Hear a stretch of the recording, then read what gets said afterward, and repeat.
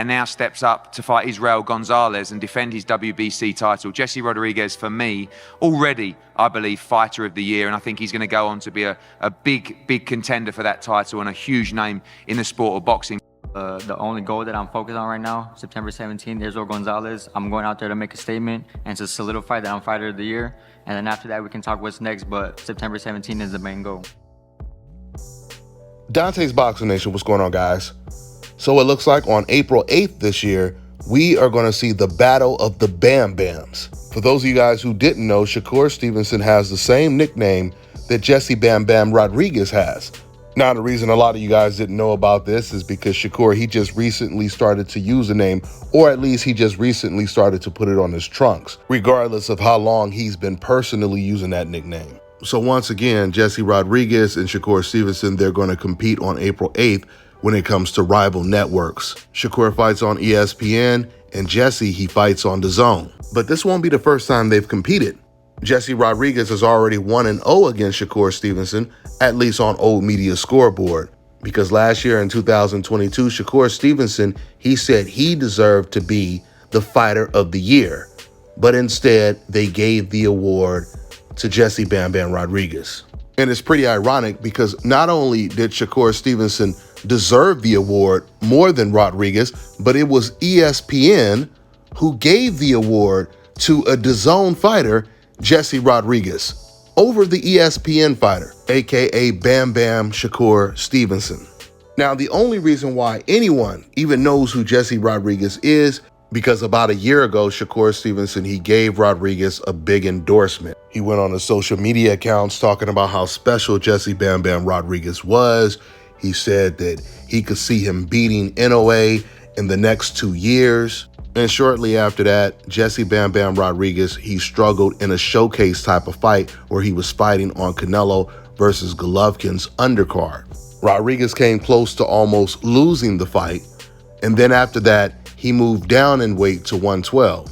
Instead of challenging the bigger name fighters like Roman Gonzalez and Francisco Estrada. These are the type of fights that would have made Rodriguez a bigger name in the sport. So if Rodriguez doesn't feel he's ready for an Estrada or a Roman Gonzalez, he definitely would have never been ready for an NOA, especially moving up in weight to fight him. So instead, Rodriguez, he's going to fight against a very unknown Christian Gonzalez for a vacant WBO title at 112 on April 8th. Now, there's no doubt about it. Everyone will be watching Shakur Stevenson versus Yoshino on April 8th, and no one will be watching Rodriguez versus Gonzalez on DAZN. If Rodriguez would have chose to fight Estrada or Roman Chocolatito Gonzalez, then he would be a little bit of a threat to Shakur Stevenson versus Yoshino. But that's not the case. Now, let me say this about Jessie Rodriguez. Jessie is definitely a good fighter, but he's clearly not a special fighter. There is no special effects.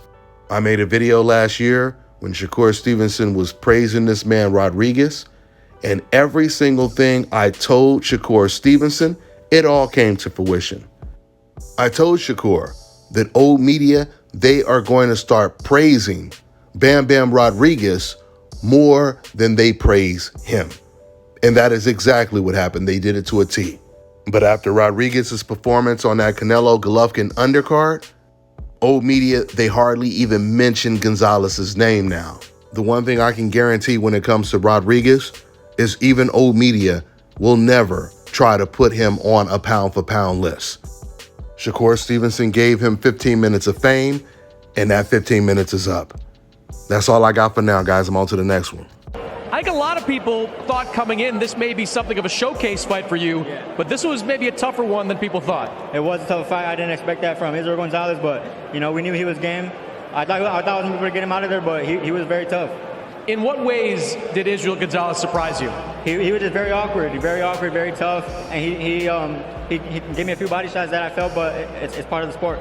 How did you feel out there coming back after in such a quick turnaround? I mean, I felt good. I had a great training camp. I felt better for this fight than my other fights, but I just didn't give the performance I wanted, but it's part of the sport.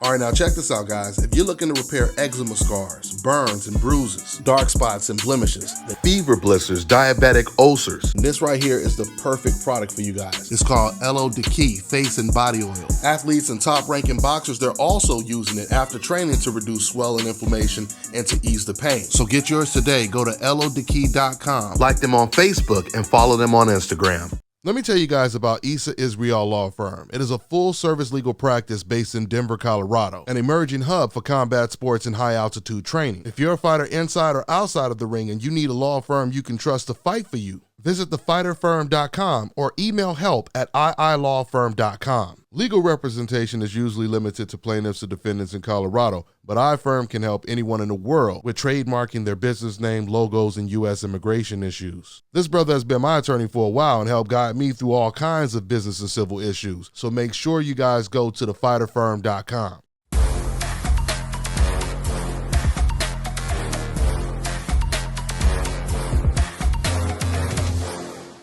My name is Chris, and I'm all the way here from Anchorage, Alaska at Scalp Carolinas, and I'm here for my second treatment of SMP. Well, I was sitting at home one day and going over my Facebook page, and they have different, like advertisements popping up, and I saw one for SMP. And I saw some pictures of some guys, before and after, and I was looking at that, and it caught my attention. So I Googled it. SMP, nothing showed up in my area.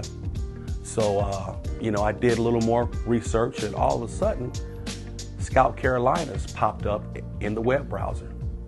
So I started watching his videos and seeing all the reaction from all the other people.